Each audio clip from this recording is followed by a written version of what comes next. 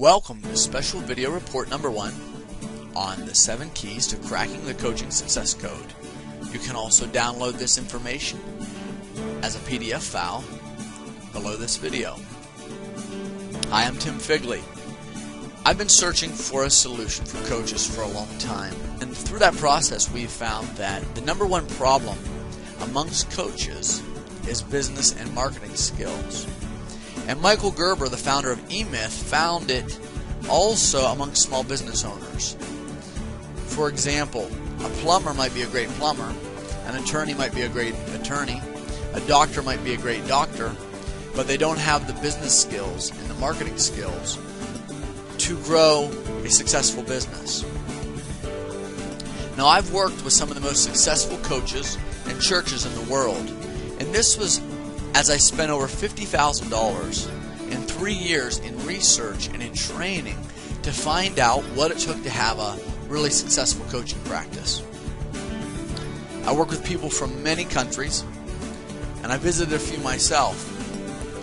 I've taken many of the top coach training and business building courses, even spending up to $5,000 for 4 days of business building and marketing training. Through our research and throughout history, there's been a clear and major difference between success and failure. But we wanted to look and find out what are the major differences between success and failure for coaches. So we took the major differences of successful coaches and we broke them down into 7 specific keys that cracked the coaching success code. And they are: key number 1, successful coaches leverage a mentor. Key number 2, successful coaches leverage specialized training. Key number 3, successful coaches learn specific business skills. Key number 4, successful coaches learn specific and targeted marketing skills. Key number 5, successful coaches really know how to enroll clients. Key number 6, successful coaches leverage their current clients and they learn to get referrals from their current clients. And key number 7, successful coaches leverage a business success team. Let's take a look at these individually now. Key number 1, leverage a mentor. Successful coach Tony Robbins learned a saying from Jim Rohn, his mentor, that's proven to be true. He said, success leaves clues. So what we found here is following successful coaches will leave certain clues.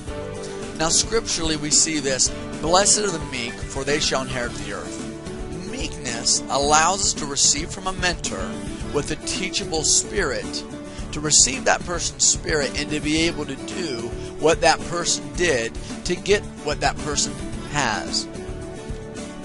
Scriptural proofs of this: we see that Elijah mentored Elisha. We see that Paul mentored Timothy, and Moses mentored Joshua. Abraham, Isaac, and Jacob, the blessing was passed down through the generations as they mentored from father to son. Now I learned this by example. I was in Africa on 2 different occasions, and I met David Oboye, who had a 30,000 person church in Africa.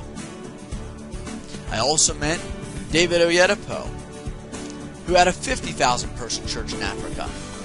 And David Oboye was mentored by David Oyedepo, and he wrote about it in a little mini book called Spiritual Apprenticeship. Modern day examples of this: successful coach Tony Robbins was mentored by Jim Rohn. In fact, he went out and he actually worked and sold Jim Rohn's coaching program and his materials and his products just to learn how he did it.